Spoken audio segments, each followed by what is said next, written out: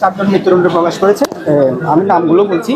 1 নম্বরে হচ্ছে হেলাল উদ্দিনের মৃত্যুদণ্ড হয়েছে, আর নুরুল আমিন, প্রকাশ আমিনের মৃত্যুদণ্ড হয়েছে।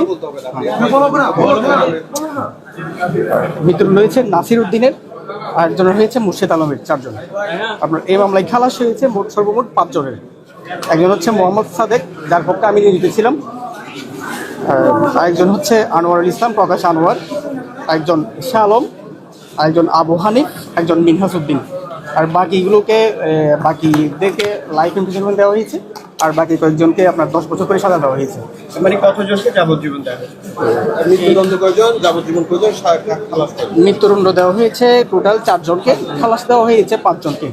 এর 9 জন বাদে আর বাদ বাকি আপনার যে 9 জন রয়েছে তাদেরকে কিছু যাবজ্জীবন দিয়েছে, আর যে 10 বছর করে দিয়েছে 2টা মামলাতে। আর যেটা অস্ত্র মামলা ছিল, অস্ত্র মামলায় দিয়েছে 2টা ধারায় অভিযুক্ত করেছে। 2টা ধারাতে একটা ধারায় 10 বছর করে দিয়েছে, আর একটা ধারায় 7 বছর করে দিয়েছে।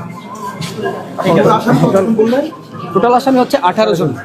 18 জন থেকে আপনার 12 জন ছিল হাজতে, আর 6 জন পলাতক ছিল। আচ্ছা, উনি শেষ করেন। আপনার পুরো নামটা যদি একটু বলেন। আমার নাম হচ্ছে অ্যাডভোকেট ইমরান। আপনি কি ওখানে ঢুকাই দিবেন গালে? আপনি এই পাশে আছেন। ঠিক আছে, ধন্যবাদ।